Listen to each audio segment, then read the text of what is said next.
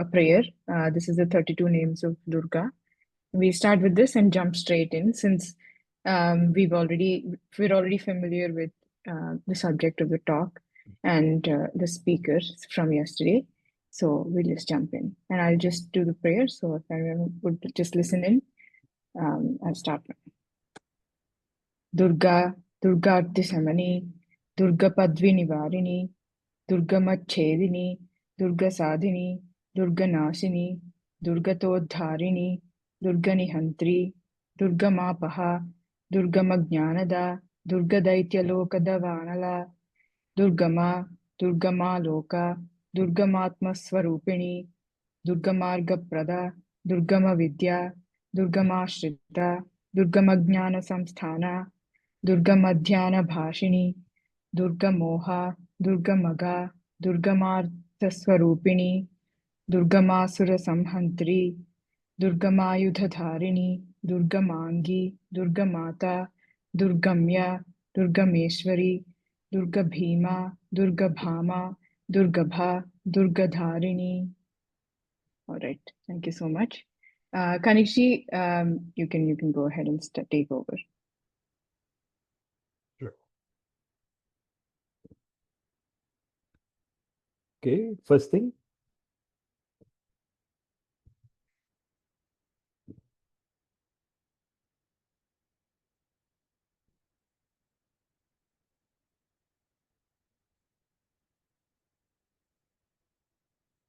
Okay, namaste everyone. First of all, very happy to be here again. It's the second day. See some familiar faces from yesterday and a lot of new people also.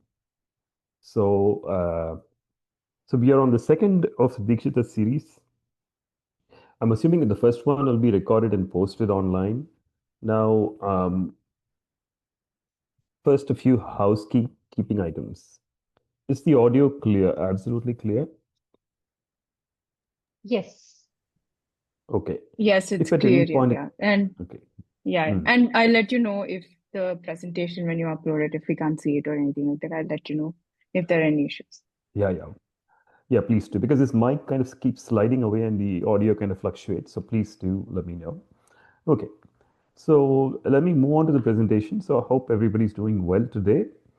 And see, this is a topic that's very close to my heart, so I can easily meander away into it. And I don't want to call it a rabbit hole, but it's like a dense forest of... Yes, we can hear you. So much of need. So sorry, guys. I don't know about India. I was going in full flow when this disconnection happened. I hope it doesn't happen again. Thinking about it, keep meditating upon it, keep delving into it for as long as you want. Are you still able to hear me? And I'm eager to share as much as I can. Yes. And then eager to. Yes, we can hear you. Very happy to answer all the questions. Okay, very good. So let me go back to sharing and let's go with the flow.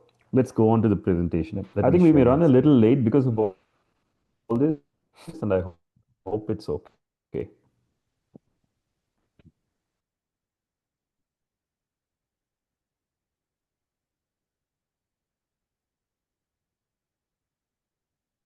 So let's start where we left off yesterday.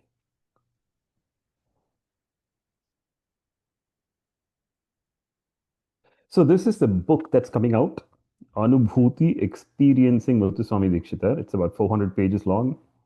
It covers a lot of material that's not covered in the talks. There's a lot to share about Dīkṣitar, and it took a lot of work to get this in place. I look forward to people reading this and giving us feedback on what they felt, what they got out of the book. So we'll share the link again as we go through this class. I do see Sriram Parameswaran in the call. So thanks, Paramo, for joining the call. Some of our classmates are in California for a get-together this weekend. So I'm glad that you and I are able to get together here today. Okay, so today the subtopic in this presentation is what I call the Guru Guha Digvijayam. Digvijayam, it's usually used in the context of Adi Shankara's travel across India, Shankara Digvijayam. Guru Guha Digvijayam is our presentation on how Dīkṣitar traveled through the sacred spaces of India, the sacred geography of Bṛhat. And documented it in his own way. So before we get into Dīkṣitar's life and before we get into his travels, let's look at India in the context of sacred spaces. So this is Rishikesh. So this is basically in the foothills of the Himalayas where the Ganga flows down. And in general, the rivers are considered to be sacred in India, especially the confluence of rivers that we refer to as Prayag. And so, what is special about the rivers is that they are a metaphor for crossing over to the other side. And where do we typically cross over? After our lives, we cross a river called the Vaitarani. So that is the symbolism there. And once you cross, then you're ready for moksham actually. Moksham is liberation. And what is liberation? So we don't, it is not going into another world, but it's actually realizing that state of freedom, realizing that who you are, just be totally free from the shackles of samsara, so the shackles of being born and dying again. So that's moksham. So tirthas are symbolic of this kind of a crossing. So a yatra through the tirthas is referred to as a tirtha yatra, and a yatra through kshetras. A kshetra is nothing other than a space, actually, a sacred space in this context. Travel through sacred spaces, the kshetradanam, or as we call it, it's the tirtha yatra, kshetradanam, however you put it. And so, I'm going to introduce three concepts here today. The land that we are born in, we refer to it as the Janma Bhumi. The land where we live and work is the Karma Bhumi. And the land that is sacred to us is the Punya Bhumi. So our traditions regard all of Bharatam as a sacred land. So here's a little, before we get into Dīkṣitar, I want to play a video that puts the sacred circuits of India in context. It's a song which is part of my Raga Malika called Vande Mataram. So Mataram here is India, the mother. So Vande is a verb. Vandeham. I offer my Vandana to Bṛhat. And I describe the Mataram in so many different words. And for example, Kashmir, Purashri, Sharadam, Kalavatim, Bharatim, as you will see in this composition. So we'll just watch the video carefully as it travels through different parts of India, all the way from the north to the south. So it will take about 4 minutes. Let's watch this and then place Dīkṣitar's travels in context. And let me know if you have any problems with the audio.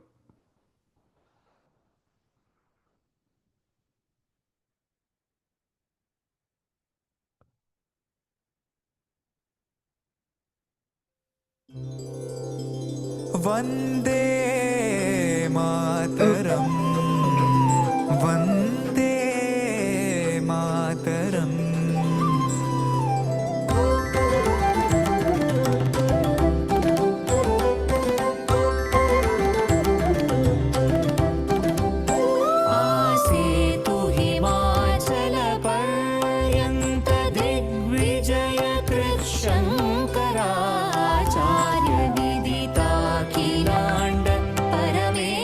Parmeshwari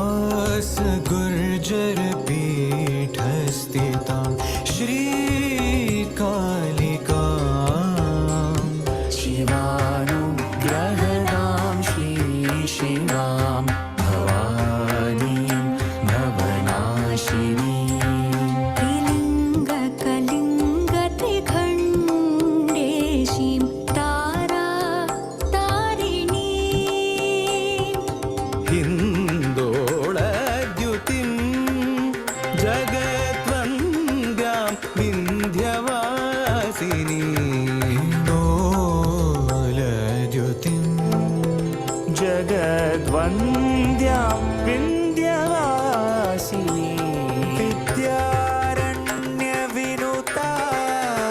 विजयनागरी कनकवर्षिणी विजयनागरी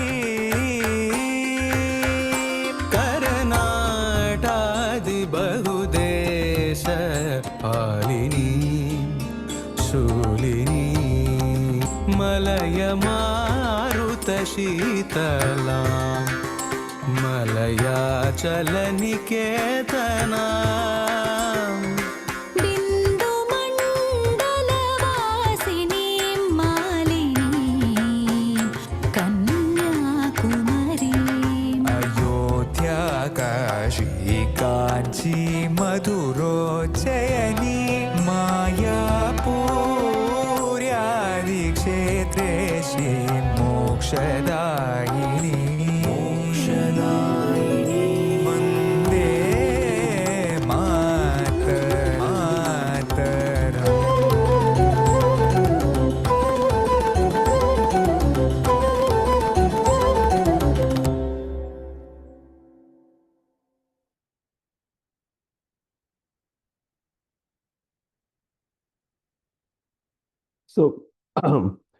So India is a land of temples. So a link for this audio, this is right on YouTube, and we'll share this link before the end of this meeting. I think we shared it yesterday also.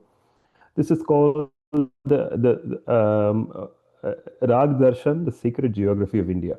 So basically, I just wanted to establish the point that, hey, the Punya Bhumi, all of India is a Punya Bhumi. It's full of pilgrimage sites that have been visited by people for eons. And that's a tradition that continues. So let's get back into the presentation.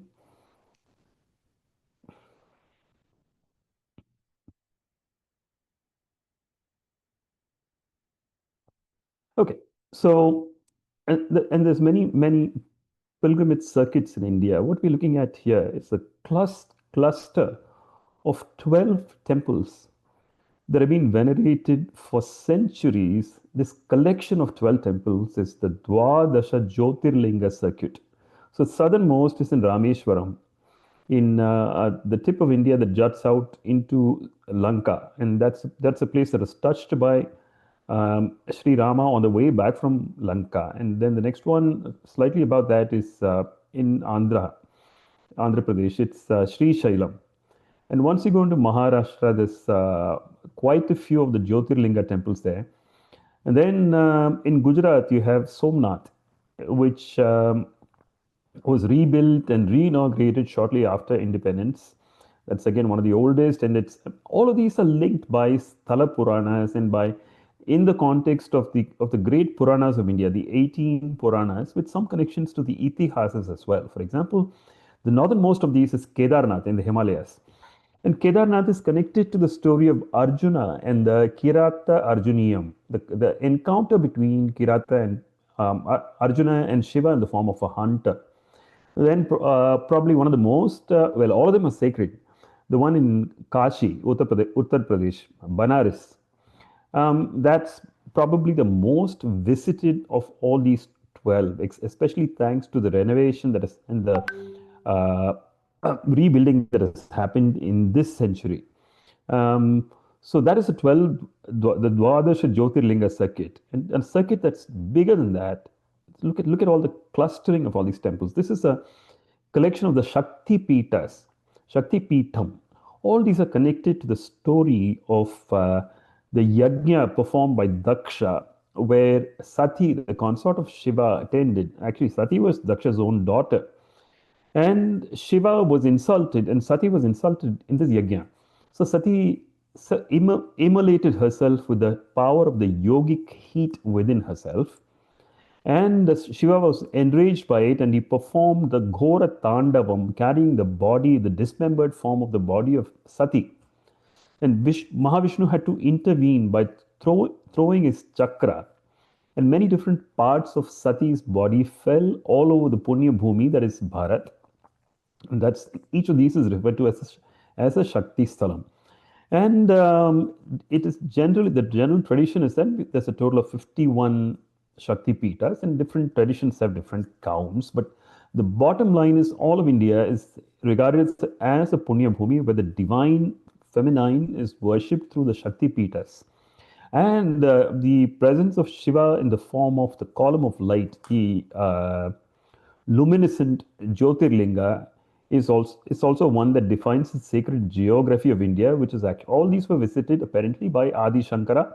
Many of the Shakti Pitams were also visited by him.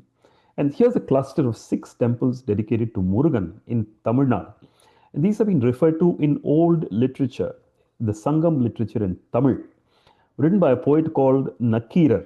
Collectively, they are known as the Aru Padai Veed, 6 places where the Senas of Skanda, Subramanya, they sojourned in the process of getting into a battle with Sura Padman.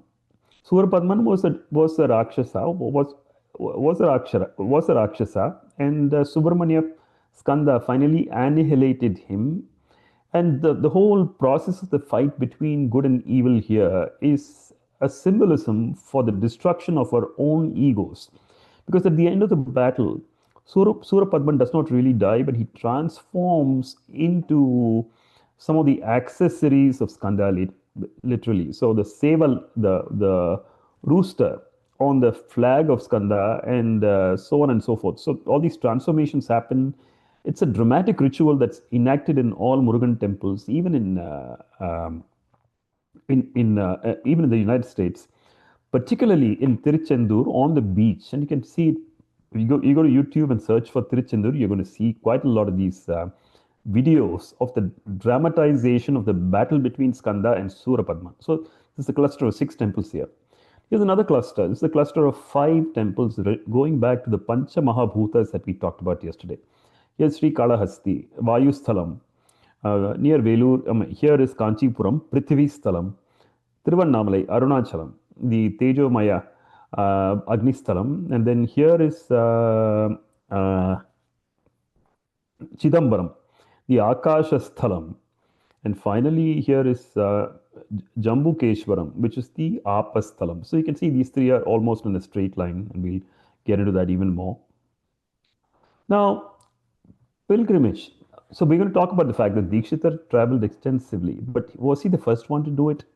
No, the idea of travel all over the sacred spaces of India has been around for time immemorial, and some distinguished personalities have done it and left a trail for us to cherish. One is Adi Shankara, of course. So we already talked about him. He's traveled all the way from Kaladi to the Himalayas, and probably back, yeah, and definitely back again, and once again back again. So all on foot a long time ago, and he lived only for a period of 32 years. The next one is Bhaskaracharya, who is an exponent of the Sri Vidya tradition. So he was born in Bhagyanagara, and then he has traveled all the way to Kashi. He spent some time there, then he came back and settled down in a place called Bhaskararayapuram in Tamil Nadu. And his Sishyas were responsible for the rejuvenation of the Sri Vidya tradition in Tamil Nadu. And it's a tradition that influenced Dīkṣitar's father and the entire family of Dīkṣitars. The next we have Kumara Guruparaswamigal, who was from Tiruchendur, from the deep south, but he spent quite a bit of his time in Banaras. He set up an ashram there, and then he's even said to have encountered Dara Shikoh. So he lived during the time of the Mughals, actually, during and before the time of Aurangzeb. And then you have Dīkṣitar, of course, from 1775 to 1835. He went all the way to Banaras and came back and traveled extensively in Tamil Nadu. Then you have, in our own times, about 100 years ago, Mahakavi Subramanya Bharatiyar, who was born in the town of Ettayapuram, where Dīkṣitar breathed his last. And then he went all the way to Banaras. He spent a bit of time, a few years of his life there. And I can tell you this, if you live in Banaras on the banks of the Ganga, your outlook definitely gets transformed. And all these people were touched by Banaras in some way, shape, or form. And then there was already a circuit of sacred pilgrimage sites in the Shaiva tradition, which goes back to the middle of the first millennium. So there were a total of 63 Shaiva Nayanmars. The word Nayanar is a Tamil word, and when you look at them as a plurality, as a look at more than one Nayanar, you refer to them as Nayanmar. So the 63 Nayanmars, they were devout Shiva yogis who traveled all over Tamil Nadu visiting temples of Shiva, in particular three of them, Appar, Sundarar, and Manikavachakar, who traveled around writing poems in praise of Shiva. The temple you see here is Chidambaram.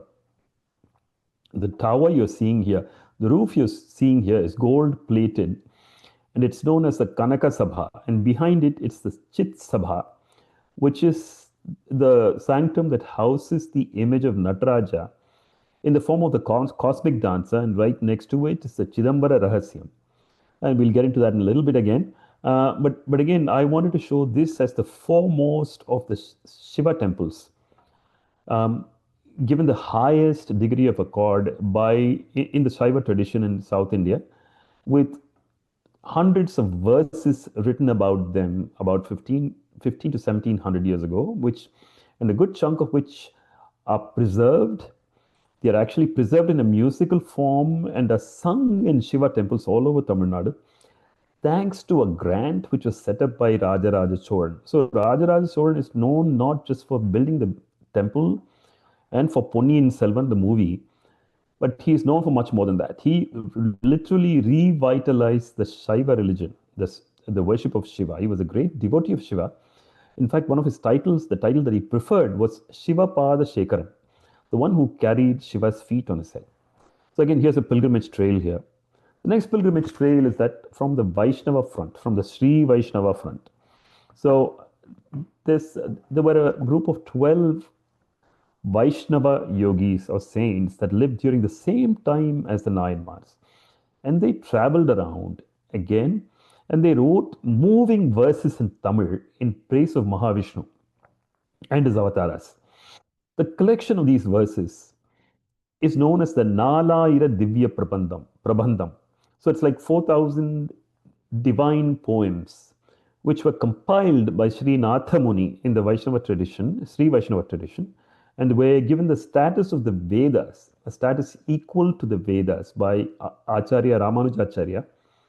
And the temples mentioned in these verses were compiled into a list called the Divya Desha Kshetras, or Divya Deshas basically, and there's 108 of them altogether. Two of them are in the cosmic world, and they are the Kshira Sagaram and the Paramapadam or Vaikuntham. The 106 of them are in Bṛhat. Most of them are in Tamil Nadu.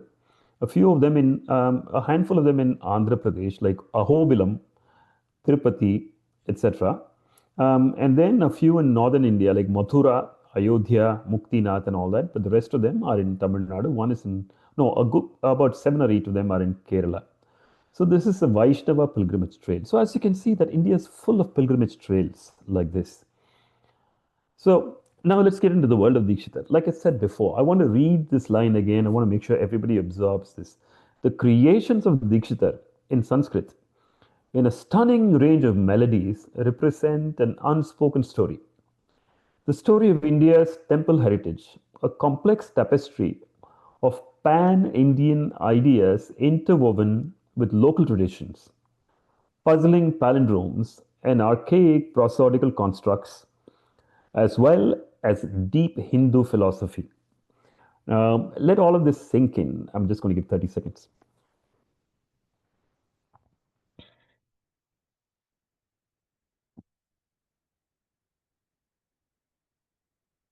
So he was not just another composer that created music, that created lyrics, that performed.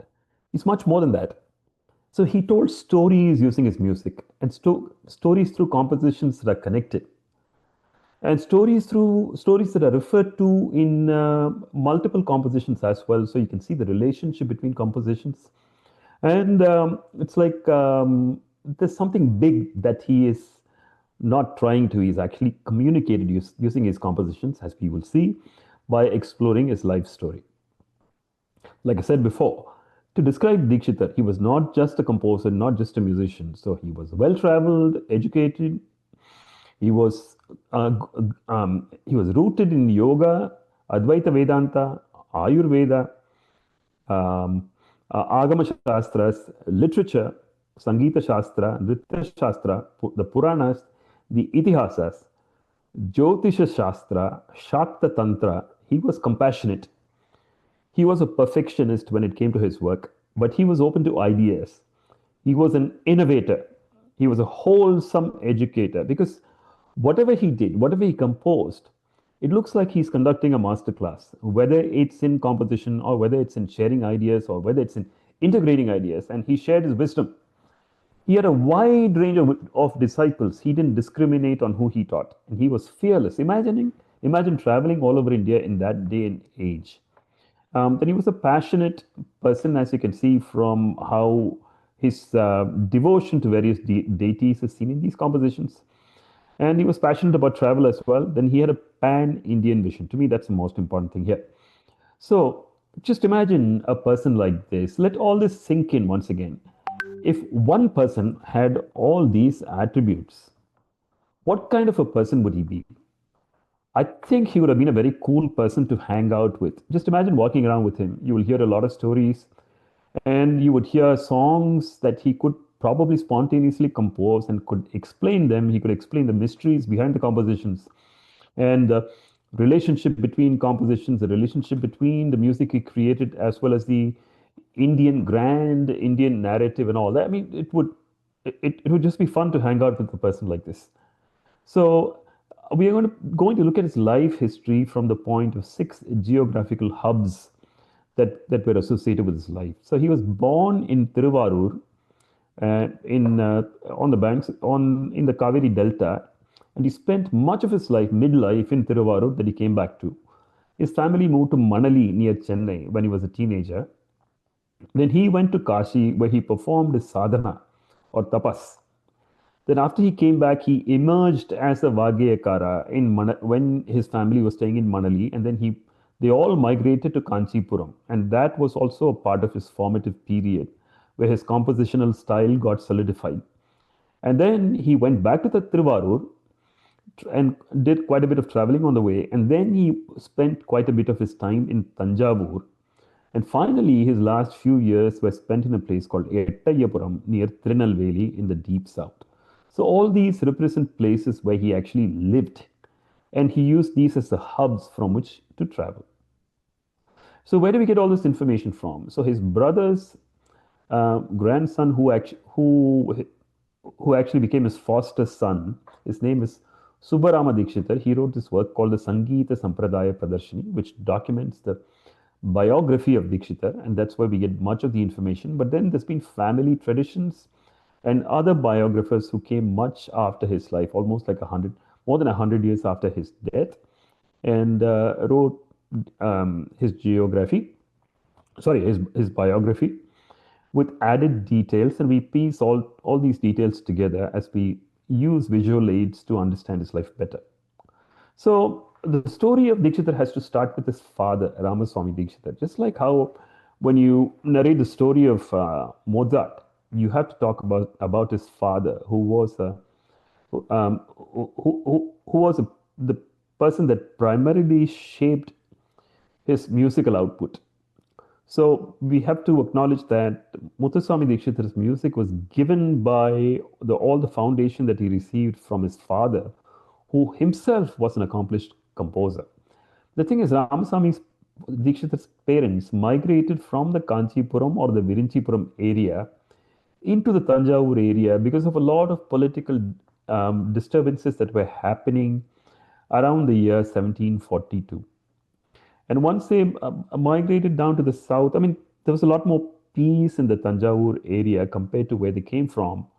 So imagine villages looking like this. This is an Agraharam in one of the villages in the Tanjavur area. The lush green coconut trees and the plantain groves and all that, and these trees with the older architecture with what we call the Tinnai in the front, and the lone temple in the village. And of course, you have paved roads now. Things would have been different at that point in time. The tiled roofs and all that. So it's very a symbol of tranquility. So he moved from a disturbed area. His parents moved, and then he started living his life. One of the first things he did was to find a musical guru. He learned from a Vidwan by name Meratur Veerabhadraya. Then he picked up the essentials of musicology from a person called Muttu Venkatamaki, who was a grandson or a descendant of Venkatamaki, who lived in the Nayak court of, several decades before Ramaswamy Dīkṣitar. And he wrote his treatise on Carnatic music called the Chatur Dandi Prakashika, where he came up with the concept of 72 Raganga Ragas, which would become the cornerstone of the musical tradition in the Dīkṣitar family. So Ramaswamy Dīkṣitar also learned to play the veena, and he was an accomplished musician, accomplished composer. He composed music in honor of the Rajas that lived in the area, like Amarasimha Maharaja and so on. I'm not getting into those details. And then he was aptly compensated for all this, and he made a living thus. Then he didn't have any, the family didn't have any issues for a long time. His wife's name is Subhamart, and together they decided to go to Vaidishwaran temple. But prior to that, I need to mention the initiation of Ramaswamy Dīkṣitar into the Sri Vidya tradition by a person called Chidambaranatha Yogi, who keeps appearing in the life of Ramaswamy Dīkṣitar and Muthuswamy Dīkṣitar. Oh, actually, Ramaswamy Dīkṣitar's life on a couple of occasions. One is that he said to have appeared in Chidambaram and directed the family to move to Tiruvarur. Now, that area resonated with the Sri Vidya tradition, like I said before. This is a picture of Bhaskara Raya, one of the prime gurus in this tradition, the author of several works in this tradition. This is a portrait of his from Banaras. And he lived in, like I said, he lived in a place called Bhaskara Rayapuram, which is actually named in his honor. And then Chidambaranatha Yogi, who was in the tradition, urged Ramaswamy Dīkṣitar to move to Tiruvarur, which is going to be the hub of Dīkṣitar's life, actually, one of the most important hubs of Dīkṣitar's life. And Ramaswamy Dīkṣitar actually set up the tradition for playing, for the Nadaswara players in this temple, as to what ragas they should play at different points in time and during different festivals and so on and so forth. This is what the Tiruvarur temple looked like about 5-6 years ago. Things keep changing now. So this is the western Gopuram, which actually faces the Kamalalayam tank. And actually, as you go in, you see various other details. We'll be seeing more pictures of Tiruvarur. The family decided to go to Vaidishwaran Koil and offer the prayers there. Vaidishwaran, the name, Vaidyanatha. Vaidyanatha is a divine healer. The older name for this temple is Pul Irukku Velur, signifying the fact that this temple enshrines Vaidyanatha, the divine healer, who was worshipped by Pul, the Paravai, Jatayu, Iruk, Rigveda, Vel, the king of the Devas, and also Murugan, and Ur, which is Surya. So there's a lot of tradition and symbolism associated here. This tank is known as the Siddhamrita tank. So Amrita is the difference between death and life. Siddhamrita means this is the tank that actually heals you. The waters heal you. The prasadam offered in this temple heals you. So the couple came here and prayed to Shiva for an offspring. And there are many mystical stories associated with it, but we will just say that in answer to the prayers, particularly at the shrine of Muthukumaraswamy enshrined here, they had a male child and they named him in honor of Murugan as Muthuswamy. And then they had two other children, actually three other children. Chinnaswamy, all these refer to Murugan, right? Muthuswamy is Murugan. Chinnaswamy, the younger son of Shiva, is Murugan. Balaswamy, that also refers to Murugan. Balamba, that's their daughter. And Balamba is one of the names of Devi enshrined in Vaidishwaran Koil. And there's a Kriti later that Dīkṣitar would write acknowledging this incident, which goes, Bhajare Chitta Balambikam. And Dīkṣitar lived in Tiruvarur. He was raised there. Just look at the size of the temple. Just imagine what it would have taken people to imagine. I mean, now you have a drone shot where you can look at all of this together. Just imagine the temple tank alone, that's about 20 or 25 acres in size. And then there's a temple in the island in the tank. So what would it have taken for them to imagine and execute all this with precision? Of course, the temple inside, the Tyagaraja temple, is much older. It's during the Vijayanagar and the Nayak times that the walls and other things and the Gopurams and other things came into being. The Raja Gopurams are particularly a contribution of the Vijayanagar rulers. That's a result of their style. And just imagine the planning, the laying out of the whole thing, and how they actually constructed these. It's just mind blowing. And this is the environment, a rich environment of temple ritual, music, and other things. And plus, the father trained the children in music and all other aspects of Purna Vidya, as I call it, Indian knowledge systems, Jyotisha, Ayurveda, and other things, literature, grammar. So they were well rounded personalities, but even by the time they attained adolescence. But then all was not peaceful during that time because there were invasions from Mysore. Hyder Ali brought his armies there, and there was a lot of confusion. And this is the time that we refer to as Hyder Kalam. Normally, we just say Hyder Kalam is an antiquated period, but actually, Hyder Kalam is the reign of terror that happened, and there was no peace there. It is during this time that Ramaswamy Dīkṣitar received an invitation from a couple of Dubashis. So, who is a Dubash? A Dubash is a Dvibhashi who spoke more than one language.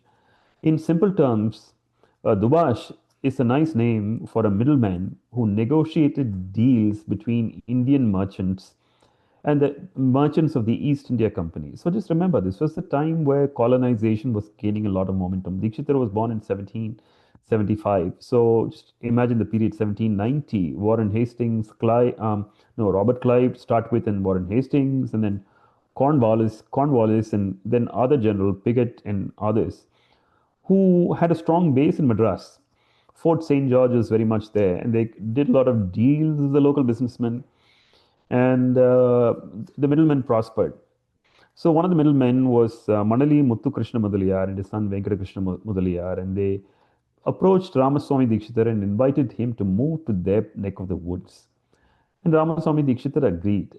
So this is not Manali, but this is actually a place called Thiruvattur, which is pretty close to Manali. Manali, Ennur, Thiruvattur, these are all very close by. And Thiruvattur, now you can actually catch a metro from the airport and go all the way to Thiruvattur. This is an old temple, again, going back to the time of the Nayanmars of the Thevaram period. It's a fantastic temple. If you have been to Chennai many times, but you've not been here, you have to go here. This also has a shrine to Shiva in the form of Tyagaraja. And so for the Dīkṣitar family, it must probably have been just an extension going from Tiruvarur to Thiruvattur. And here's Fort St. George. And now is where it gets interesting, that there are stories that Mudaliyars used to take Dīkṣitar and his family to Fort St. George. And there they would get to listen to band tunes played by the marching bands of the East India Company. And these tunes stuck in Dīkṣitar's head. And later on in his life, he would innovate and write Sanskrit lyrics to these compositions, and these would become what we know today as the Notaswara Sahityas. That's a fascinating chapter. We'll touch upon them today, but we'll get into the details of this tomorrow. While this was going on, Chidambaranatha Yogi that we mentioned before visited the Dīkṣitar family in Manali and suggested that he wanted to take Muthuswami Dīkṣitar with him to Banaras because he saw some hidden potential in this young Dīkṣitar and said that he had to undergo the sadhana in Banaras. So this is Kashi. So Dīkṣitar arrived in Kashi with his guru and spent time on the banks of the Ganga. Now, Kashi is an amazing place. I went there many years ago. And one of the things struck me is if you take a boat and go on the Kashi and you look at everything on the left, you see matams from different parts of India. So I regard Kashi as a spiritual Rajdhani of India. And you see a lot of establishments from various parts of India to support visitors that came from there. So it's kind of like every kingdom in India wanted to have an embassy on the banks of the Ganga. They needed to have a presence. And that is what you see there. And again, we don't have details on what it was like to travel from Manali or Chennai all the way to Kashi. So how did Dīkṣitar actually make it? He must have traveled on bullock cart, or he must have walked on foot along with a parivar of other devotees who were traveling in groups. And even in the early 1900s, it was considered to be a punarjanma if you went to Kashi and came back safely. So it must have been quite an ordeal, and the family must have been pretty brave to send Dīkṣitar, the young Dīkṣitar, and Dīkṣitar must have been pretty brave to undertake this journey with all its potential hardships. Now, if you remember, there was a train called the Ganga Kaveri Express, which was introduced, I think, in the 80s. That is the first direct train, probably a weekly train from Chennai to Kashi. And then 30 years later, then you had a direct flight from Chennai to Kashi. So a lot of things have changed in 30 years, and now Banaras itself is very different. We do have accounts written by the King Sarafoji, who actually traveled to Banaras with a parivaram in the 1820s. That was roughly 30 years after Dīkṣitar. So now we don't know how things would have changed in 30 years. During that time between the 1790s and the 1820s, it would not have been as drastic as today. But nevertheless, we do get some details as to how the Raja's travels were. So we can kind of guess how hard this must have been. But then Dīkṣitar went, and then he performed a sadhana on the banks Ganges, which is in their tradition. They say that the Ashtamaha-siddhi. So he had more powers than what we can imagine to. Just about the focus of concentration in a sacred space. Then the time came for him to leave, and the story was, according to some traditions, that his guru bade him to enter the Ganges and stretch his arms out, and a veena appeared magically. And then the guru told him, "Hey, this is the end of my life. It's for you to go back to where you came from, and fulfill your life's mission." And the guru breathed his last. And the story goes that Dīkṣitar established a samadhi for him on the banks of the Ganges in Hanuman Ghat. And the tradition goes that it's on this samadhi that there is a Sri Chakra Lingam which was installed by Dīkṣitar. This is supposed to be one of the Chakra Lingams installed earlier by Bhaskara Raya, which is reinstalled by Dīkṣitar in this particular space. And this space is regarded as the Chakra Lingeshwara temple, which is in Hanuman Ghat. And there's many different points of view about this place, and I don't want to get into all of that. For now, it just suffices to say that this is a symbol of Dīkṣitar's sojourn in Banaras, and this is actually symbolized with the Shivalingam, with the Sri Chakram embossed on it. And look, and this is a sign that leads to that space in Hanuman Ghat. So until this point in time, Dīkṣitar had not started composing yet. So he was just a pure sadhaka. At the end of the sadhana, he went back to Manali, and per his guru's advice, he went to a place called Tirthani. Now, Tirthani is one of the 6 Arupadai Veedu temples near. This is on the way between Chennai and Tirupati. So now there's a motorable road. You can actually go. A car will take you close to the temple. But in that day and age, you had to climb up. Again, this climbing must not have been a big deal for Dīkṣitar, who had gone all the way to Banaras and come back on foot and on bullock cart probably. This is a Murugan temple, as you can see. And the story goes that while he was engaged in meditation here for a 40-day period, at the end of which a yogi appeared and dropped a piece of sugar in his mouth. So this is one of the scenes in Tirthani. Right now, all this is modern construction. We don't know what it was during Dīkṣitar's time, like in the late 1790s or the early 1800s. So definitely more than 200 years ago. So this is what happened. I'm just showing you a parallel. This is Murugan in Tiruvannamalai, who we talked about yesterday, blessing Arunagirinatha and enabling him to realize his potential as a poet and a composer. This is almost the same story in Tirthani, where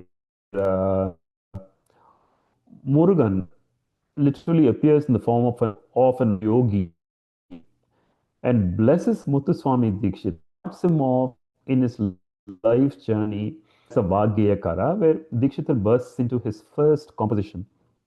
Shri Nathadi Guruguho Jayati Jayati. And the composition goes like this. I'm going to sing just a part of it.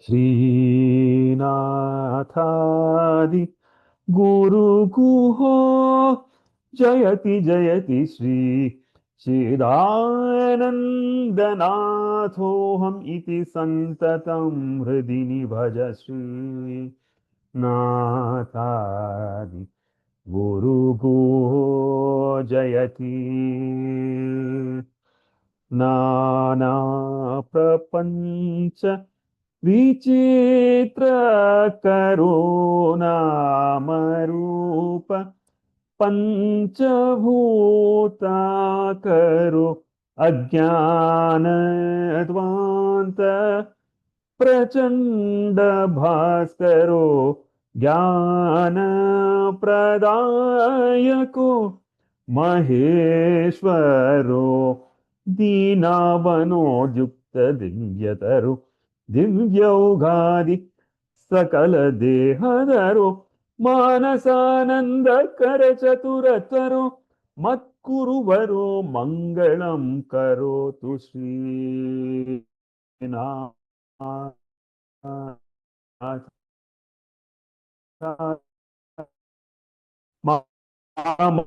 Malavagauladidesadhavadya Ayabrinda Prakashama Deshasya Mahartopadesha Shri Nathadi. The thing about this composition is there's a lot of intricacy in here, a lot of intricacies in here. This is a pretty advanced composition, and it's mind-blowing that this happened to be the very first composition of Dīkṣitar. I will get into the details of this composition while I look at this in comparison to other compositions. But this compositions like the mandated rhyming, mandated alliteration between the second syllables across a section of lines within the composition, the repeated alliteration of certain syllables like ma, the falling of certain syllables like ma on the swara ma, and so on. And just the structure of the composition itself, which is different from anything else that had been born so far. It's a long composition full of complexity, both melodically as well as intellectually, as well as lyrically. So all this comes together in a very, very powerful way for the first composition of a Vagyakara, which actually happened in Tirthali. And he didn't leave this alone as his first composition there. He created a set of 8 compositions known as a Guru Guha Vibhakti Kritis. And what is a Vibhakti? We saw a little bit of it yesterday. We'll get into it again tomorrow. But the journey had started. He had become a Vagyakara. He had blossomed into one. And this only had to continue. So he went back to Manali, and the family decided to move to Kanchipuram at the behest of another saintly personality called Upanishad Brahmam, whose influence was also to play a major role in the evolution of Dīkṣitar as a Vagyakara. So let's get back into the presentation here.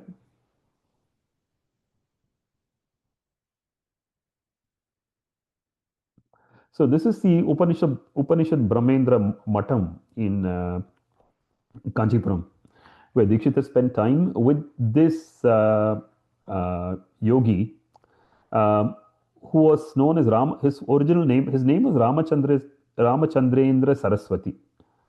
In fact, there's a composition by Dīkṣitar on Rama, which goes Ramachandrena Samrakshitoham. So it was probably written during the time that Dīkṣitar spent in Kanchipuram, especially with the reference to the word Kamakoti in this composition. Kanchipuram is known as a city of temples, and the picture that you see here is that of the Ekambreshwara temple. The biggest temples here are Ekambreshwara and Varadaraja. Now, a lot of Dīkṣitar's works are centered around the Ekambreshwara and the Kamakshi temples in Kanchi. So this is regarded as one of the 5 Panchabhuta temples the element under consideration here being Prithvi or the earth. So the Shivalingam is known as the Prithvi Lingam. And Shiva is word of Soma Skanda.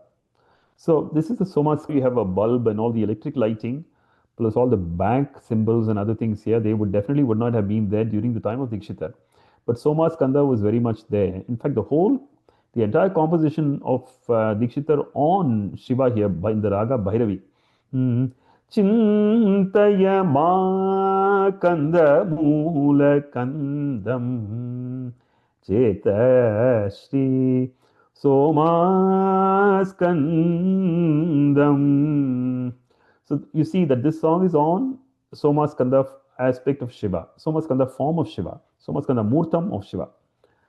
Dīkṣitar also created a Notaswara Sahityam in a Western melody in the form of a waltz which goes Somaskandam Swanandakandam Kamakshisham Kalyana Vesham Somaskandam Swanandakandam Sundarangam Ashrayami. There's a lot of parallels between this composition and the Bhairavi Kriti, and we will get into that in the discussion on Notaswara Sahityas tomorrow. So again, a lot of compositions on the Kamakshi Amman temple here. Nirajakshi Kamakshi or Samagana Priye Kamakoti Nilaye and many more. And also Kanjadalaya Dakshi and Kamakshi Hivaralakshmi and so on. And then compositions on Advaita and Maya. He Maye Mambaditum Kahitvam Kahitvam Yahi Yahi Kamakshi Kanchi Puranaike Rakshitum Yehi Yehi and Maye. All these happened in Kanchipuram. The point I want to stress here is that in Kanchipuram, Dīkṣitar's style had solidified. The pattern of using vibhaktis, describing an entire temple in the context of the Puranas, in the context of the Itihasas, in the context of a pan-Indian narrative, all that had come together in Kanchipuram. And it was armed with this skill that Dīkṣitar would set out to go back to Tiruvarur, the place of his birth, to spend a significant chunk of his life here and life there. And while traveling, he would visit a number of places like this. This is a place called Sholingar, where there's a Yoga Narasimha temple as well as a Yoga Anjaneya temple, and Dīkṣitar visited both of these. And there are famous songs written here. These are not as well known as compositions like Vatapi Ganapatim that I mentioned yesterday. Narasimha Agacha, Pavanatma Agacha, and so on. Then he also went to Tirupati, Sesha Chalanayakam. And then what was the most important song that came out of his visit to Tirupati? Then he went to Chidambaram on the way to Tiruvarur. Now, Chidambaram is again one of the Panchabhuta Sthalams. Now, the reference to Panchabhutam comes frequently it comes in Upanishadic literature. It comes in the works of the Nayanmars in Tamil, and it gets repeatedly mentioned in Dīkṣitar's compositions. There's even a composition called Panchabhuta Kiranavalim, written in the Raga Kiranavali by Dīkṣitar at a later stage in life. Or even the Raga Malika written on Vishwanatha, Sri Vishwanatha, which there's a line which goes Panchikrita Panchamaha Bhuta Prapanchadi Mohana Karalingam. Or even in the Usaini Kriti on Kalahasti, which Kalahasti was visited by Dīkṣitar when he went to Tirupati. Anila Akasha Bhumi Salilagni Prakasha Shri Shiva Shri Kalahastisha. Or even in the Kamalamba Navavarana Kriti, the first of those, Viyadadi Bhuta Kirane. So there's frequent references to the Panchabhutas. And what are the Panchabhutas? We talked about it yesterday. So our existence can be boiled down to the 5 elements of existence. And one of those elements is Akasham, nothingness, space. And Shiva is represented in the form of a cosmic dancer and also in the Arupam of the Chidambara Rahasyam. So Chidambara Rahasyam is nothing but an empty space which is blended with a garland made of gold leaves. Camphor is waved. Camphor is waved. The leaves glisten. Your empty space leaves becomes the focus of your awareness, and it is that that element of existence, the subtlest of the 5 elements, Akasham, which comes into your focus, which comes into your awareness, and the rest of it, the entire superstructure of the temple is actually to take you there, to make you come in contact with your innermost self. So the composition itself is bewitching. Ananda Natana Prakasham Chitsavhesham Ashrayami Shivakama Vallisham Bhanukoti Koti Sankasam Bhukti Mukti Prada Daharakasham Dīna Samrakshana Chanam Divya Patanjali Vyagrapada Darshita Kunjitabja Charanam Ananda. Divya Patanjali Vyagrapada. Those are the munis that are associated with the Sthala Purana of Chidambaram, and I've addressed all these in great detail in the book. The rest of it is all descriptions of Shiva, just like we saw the description of Shiva in Arunachalanatham yesterday. So this is like a detailed description of Shiva as he's enshrined in Chidambaram, the holiest kshetram, the most sacred kshetram in the Shaiva tradition in Tamil Nadu. And he also regards this as Sri Kedaradi Adara Kshetram. So it's almost like representative of all the Shiva temples, starting with Kedaranatham. And the reason behind that, again, I've addressed these in detail in the book. He didn't stop with this composition. He wrote a notice for a Sahitya which goes, Chintaye hamsada chitsabhanayakam Chintitarthadayakam Jiveshwara Bhedapaham Chintamani Swarupam Tandaveshwaram. Look at some of the profound ideas introduced in a simple notice for a Sahityam, right? Jiveshwara Bhedapaham, the one who annihilates the Bheda between the Jiva and the Ishvara, explaining the philosophy of existence in the Advaita tradition, which he actually calls out in this composition. So, Advaita Pratipadyam, that is one, Aprameyam, the same word that he uses in Arunachalanatham, Advaita Pratipadyam, and he doesn't explain Advaita here, but actually explains it in the notice for a Sahityam. Chintayeham Sada Chitsabhesham here, and there is Chitsabhanayakam, Chintitathadayakam, Jiveshwara Bhedapaham. So the Notisvara and the Kriti complement each other here. And then the family arrived in Tiruvarur after visiting a few more temples. Now, I want to take a short pause here and ask a question. It's about 10 for time, which is about 8:10 your time. So how much longer? I know we're running late.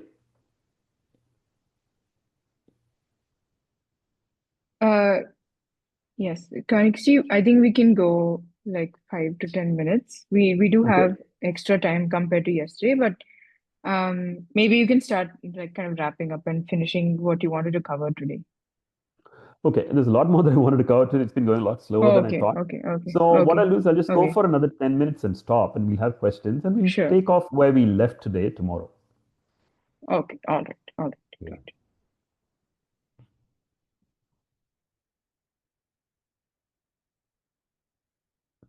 So this is Tiruvarur. So as you can see, this is a fantastic temple. These are pictures that I shot in during my visit there a few years ago.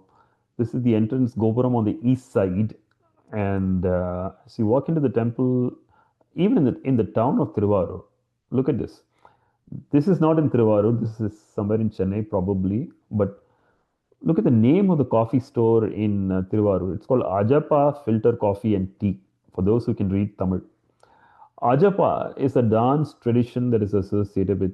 Ajappa is just a simple dance of breath. Japa.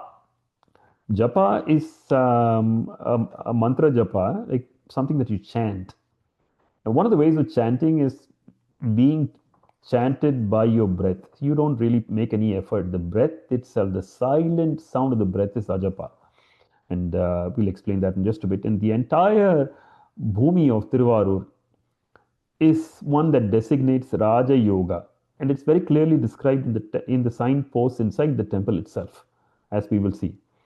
So here's another view of Tiruvarur. I mean, it's spectacular once you go in there and go on a quiet day when there's nobody around and just soak in the atmosphere of the temple. Just walk around, get a feel of what it would have been like during the time of Dīkṣitar or during the time of the Nayanmars. It is just fantastic. This is the tank in front of temple that we saw in the drone shot. It's called the Kamalalayam tank. The tank is almost larger than the temple, and there's a little island which has another temple, which has the Pradosham is celebrated there. You actually can take a boat and go to that island. These are other smaller shrines within the temple, and you have a commanding view of the Gopurams wherever you are within the temple. And this is the deity. The deity is Shiva, enshrined in the form of Sri Tyagaraja. Tyagaraja is the king of renouncers. Tyaga is to renounce, Tyaja. And then Raja, the king of the renouncers. And his consort and he are in the form of Soma Skanda here. Tyagaraja is nothing other than Soma Skanda. Sa, Uma, and Skanda, who's hidden in here. This is the processional image of Shiva, which comes out only twice during the year.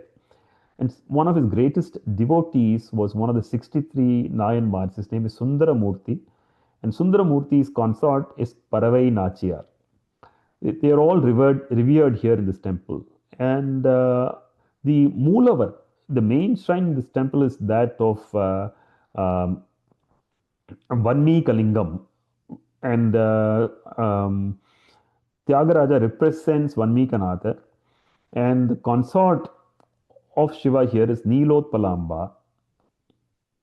And here, for those that can read Tamil, Ajapa Natanam is the dance where Swami Shiva dances forward and backward, running left and right, up and down, jumping, and all that kind of stuff. So what it means is that japa is a mantra japam, repeated over and over again. Ajapa means something that's not pronounced. So we breathe without, if we don't breathe, we're gone. 24 hours, 21,600 times. So every time we go in and go out, it's like, I am that is me. I am that is me. Saha aham, aham saha, soham, soham, soham. So actually, Sadashiva Brahmendra says that very clearly. Khelati Brahmande, Khelati Brahmande, Bhagavan, Khelati Brahmande, Ham Sasoham, Sasoham, Ham Sasoham, Amiti Khelati Brahmande. So that is the fundamental that the entire temple is centered on. Now, Dīkṣitar spent quite little ages there, and what he created there is the bulk of his compositions. To start with, there's many compositions of Tyagaraja. I illustrated one of them yesterday. Tyagara Yoga Vaibhavam. Then you have Vatapi Ganapatim. Then you have the 8 Tyagaraja Vibhakti Kritis, the set of 8 compositions on Tyagaraja. Then you have a set of compositions on Nilotpalamba.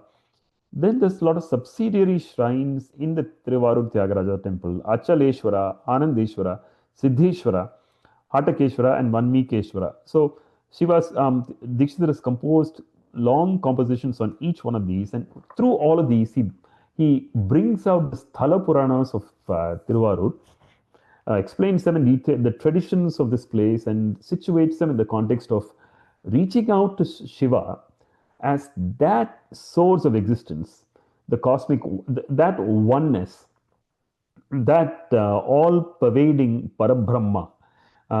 So that is the essence of the compositions.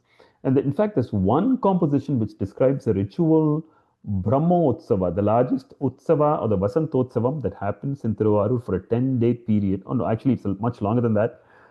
It starts with the hoisting of the flag and concludes with the float festival and with Chandrasekhara being taken out in many different vahanas, and Tyagaraja Swami himself making his procession just 2 times a year, dancing his Ajapa dance and revealing one of his feet to the devotees in the form of a Pada Darshanam. So that composition is very profound. Just imagine encapsulating the essence of the traditions in a temple, the festival traditions, using his trademark way of composing compositions with phrases condensed into sutras and held together by a verb, a single verb in the composition. So those intricacies we'll get into tomorrow, but for now it suffices to say that Dīkṣitar's stay in Tyagaraja was like a modern day residency where he went around looking at deity after deity, letting the tradition sink in, and then just expressed his devotion to the deity by describing all the attributes of the deity as well as the attributes of the tradition surrounding the temple, relating them to the Puranas. Like he refers to the Skanda Purana explicitly in one of his compositions.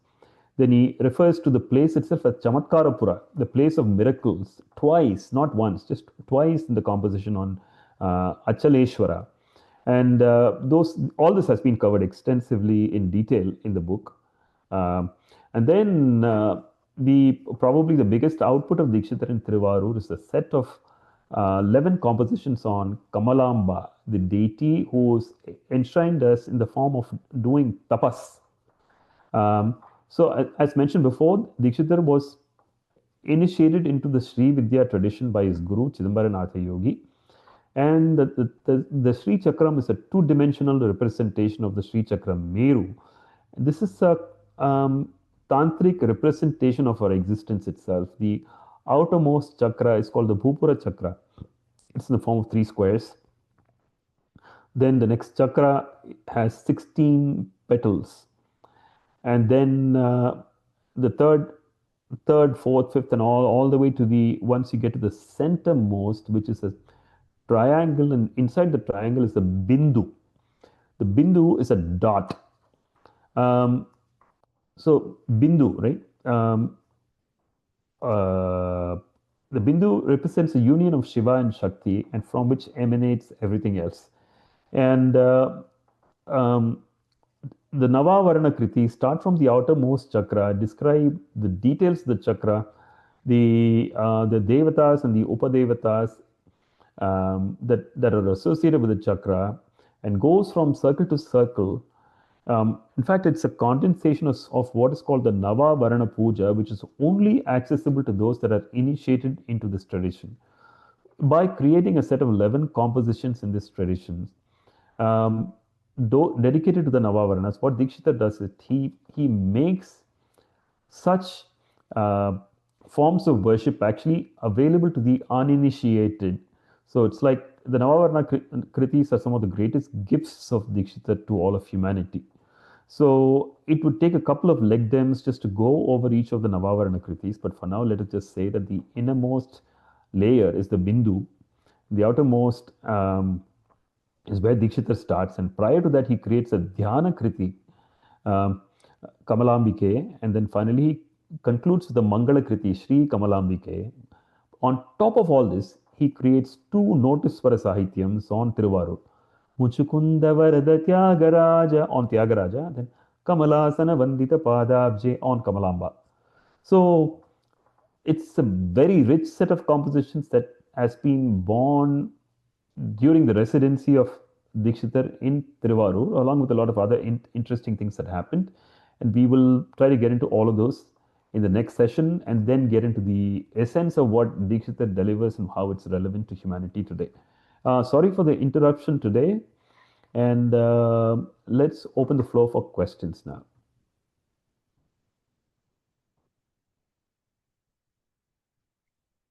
That was so lovely. So thank you so much. If anyone has any questions, you can drop them in the chat and I'll read them out, or Kanniks can read them out, and or feel free to unmute yourself and go ahead and ask your question. Narayanan says Sangeeta Acharya Sri S. Rajam's portrait of Muthuswami Dīkṣitar was inspired by which image? Okay, thank you, Narayan sir, for asking this question. I had the good fortune of interviewing Sri S. Rajam back in the early 2000s, and that interview should be out on YouTube. So you can look for that conversation, or I'll share that link with you. So he talks about the inspiration behind creating this portrait. There's a family portrait of Dīkṣitar, which is around, which doesn't show him playing the veena. And there are family portraits of Tyagaraja also. So S. Rajam, the Renaissance personality, and he's one of the nicest people that you could have met. He was a musician, very well informed on everything, and an artist capable of expressing himself with colors. So he created the portraits of each of the Trinity, Tyagaraja, Shama Shastri, and Muthuswami Dīkṣitar, looking at the family portraits, but also adding a level of imagination. For example, given the uniqueness of the Navagraha compositions, he placed the Navagrahas behind Dīkṣitar. And given Tyagaraja's devotion to Rama, he placed an image of Rama, the Rama Parivar behind Tyagaraja. And then he placed the veena in the hands of Dīkṣitar, and then combined all of them together, which is why we have a portrait of the Trinity, because we did not know of them as a Trinity before this portrait kind of took over our imagination. So that's S. Rajam's greatest contribution to Carnatic music itself. Question: has Muthuswami Dīkṣitar named ragas differently? I want to make it very clear here. Muthuswami Dīkṣitar did not name a single raga. He just took over the tradition which was handed over to him by his father, and the tradition came from the Venkata Makki family. These are the original names of ragas. The parallel set of names was created by another musicologist called Govindacharya, and these names were adopted by Tyagaraja.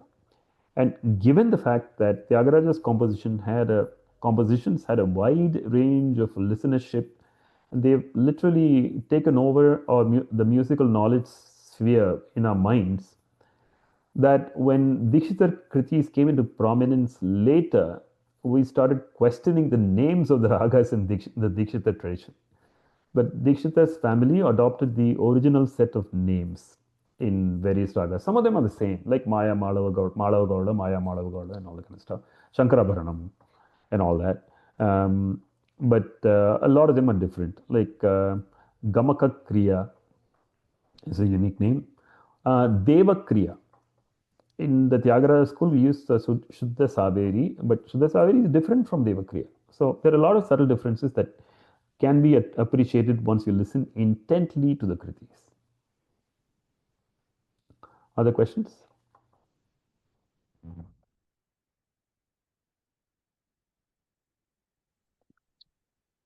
Yes, we'll share the link.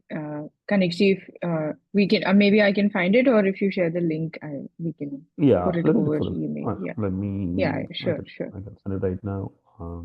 Yeah. Also, if So, question, yeah, go ahead, please.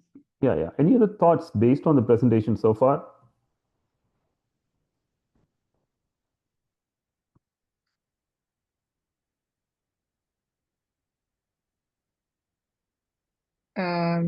Mrinalini says Srinathadi was composed at Tirutani, Sri Balasubramanya and Swami Malay. Likewise, has he composed on the other 4 shrines among Arupadai Veed? Among the I hope I said that Arupadai right. I know it's Tamil, yeah. There is a composition dedicated to Murugan in Tiruchendur, Sri Subramanya.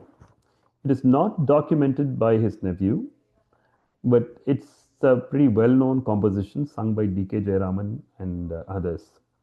So it talks about the vibhuti given on leaves as a prasadam in Tiruchendur. So that's something that's mentioned in the composition. So that's one composition that's associated with Tiruchendur. There is a composition called Danda Yudapani, which it is not on Palani. Okay, Sri Subramanya on Tiruchendur is in the raga Todi. There is Danda Yudapanim in the ragam Ananda Bhairavi, but it is not on Palani. It's actually on Danda Yudapani, who is in a small temple in Tiruvarur itself. The other two places are Palamudir Cholai and Tirupparangundram. So we don't seem to have compositions on Murugan associated with these temples from the Dīkṣitar repertoire.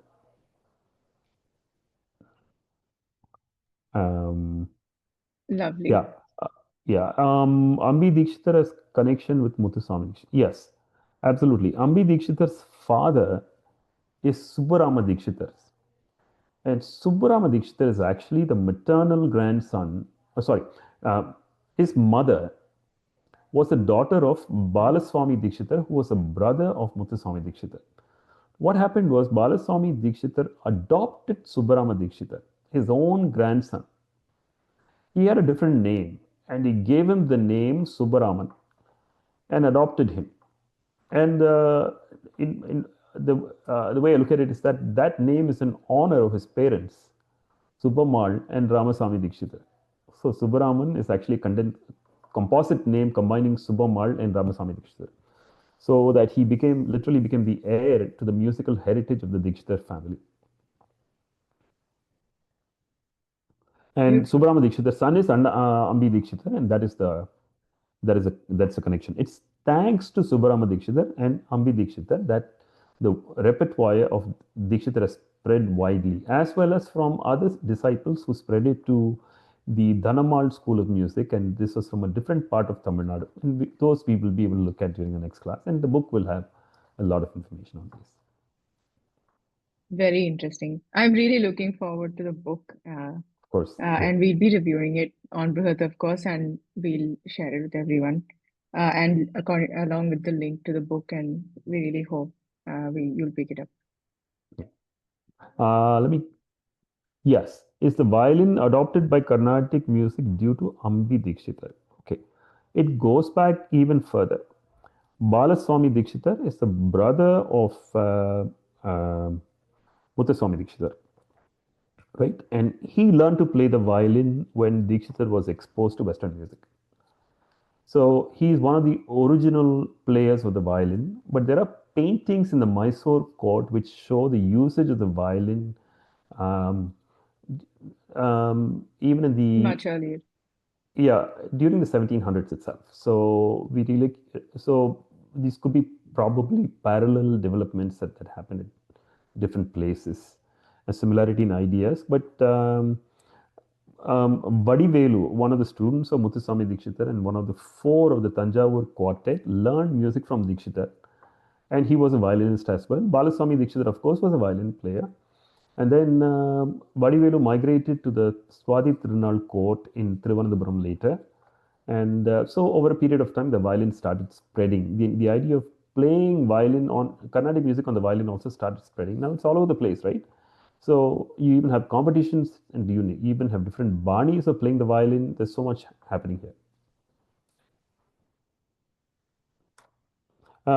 Question on Subramanyena Rakshitoham. Now, Subramanyena Rakshitoham is not documented in the Sangeeta Sampradaya Pradarshini, but it's a beautiful composition, and it was made very popular by Maduramani Iyer and others. And the beauty of it is there's many recordings of this on YouTube. You can listen to the Kalpanaswarams being sung on this composition. And there's the Venkateshwara Nama Rupena. So it is said that this is a reference to the king of Ettayapuram. Just like how you have Venkateshwara Yeddappa Bhupati Mashrayeham in the Megharanjani composition, this is said to be a reference to King Venkateshwara of Ettayapuram. You mentioned that yesterday as well, Yes. Right. Mrilalini ji, do you have something to say? Otherwise, we'll just wrap up here. You've turned on your video, so I'm just asking, making sure. Okay. Okay. Any more questions? Okay, so she's saying it's wonderful. Yeah, of course. We hope you come join in tomorrow also, and thank you so much. So we'll just wrap up. And any more questions, we always have tomorrow, and you can send them in over email. We'll share Kannik's email also. And Kannik's, looking forward to tomorrow's session. This was Yes. wonderful. Today was wonderful. You asked for thoughts, and I think it's the level of detail that you went into, and also, of course, Dīkṣitar goes into it, documenting the festival traditions of temples, which is they're so unique. And we really know that he stayed there and immersed himself there, and it's so beautiful that he's brought them out. And I'm so grateful to kind of listen to this and know far more than I knew before about all this. So thank you so much. Thank you. This is only scratching the surface of the Yeah. iceberg. There's a lot more in the book. So Yeah, I'm looking forward to it. All Yeah. right. So we'll just wrap up here. I'll just have a small shloka and then we'll close the session. yeah. Purnamada Purnamidam Purnat Purnamudachyate Purnasya Purnamadaya Purnameva Vashishyate. Om. Thank you so much. We'll see you guys. We'll see you all See you all tomorrow. tomorrow. Namaste. Mhm. Namaste, Kanniks. Namaste. Yeah. Yeah. Namaste.